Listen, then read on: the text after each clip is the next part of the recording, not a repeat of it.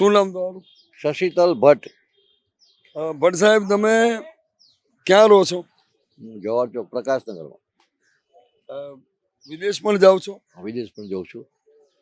તો આ 15મી ઓગસ્ટની જે ઉજવણી છે એવી વિદેશમાં પણ કોઈ ડે ઉજવાતો હશે? વિજયમાં ત્યાં યુએસએમાં 4th of July independence day છે, અચ્છા, જ્યારે આપણે ઇન્ડિયામાં 15મી ઓગસ્ટ છે. તો હું તમને એ જ પૂછું છું કે આખા અમેરિકામાં 4th જુલાઈએ જે ઉજવણી થાય છે, જે જાહેરાતો, સ્કીમો, ભેટો, લો રેટનું નીચા ભાવે વેચાણ, એવું બધું 15મી ઓગસ્ટે આપણા દેશમાં થાય છે. અને થાય છે તો એની સરખામણીમાં કેટલું?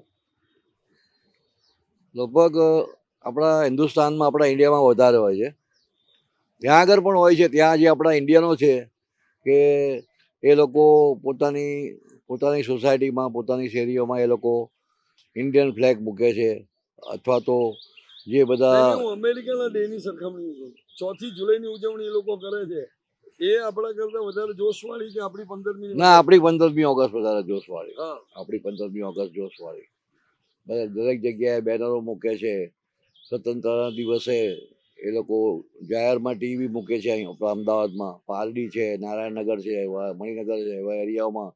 અને એ લોકો ધ્વજવંદનનો સવારે પ્રોગ્રામ રાખે છે.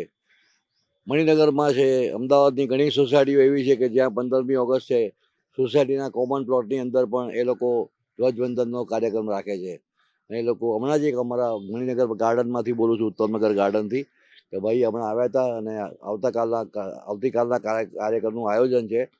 તેમણે કહ્યું કે ભટ્ટભાઈ, તમે વ્હાઇટ કપડાં પહેરીને આવજો, કાલે આપણે ધ્વજવંદનનો પ્રોગ્રામ છે.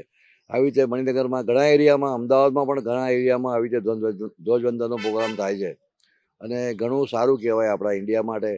અને જાગૃત થાય છે. આપણા દેશના યુવાનો, યંગસ્ટર જે લોકો છે, જાગૃત થયા છે હવે. જાગૃત થવાની જરૂર છે કે આજે આપણો દેશ ઘણો સુખી છે બીજા દેશો કરતાં. આજે બાંગ્લાદેશમાં તમે જુઓ શું હાલત છે, ત્યારે આપણા હિન્દુસ્તાનમાં અને આપણા ગુજરાતમાં સૌથી વધારે બહારના લોકો અત્યારે ગુજરાતમાં આવે છે. એનું કારણ છે કે ગુજરાતમાં ઘણી શાંતિ છે.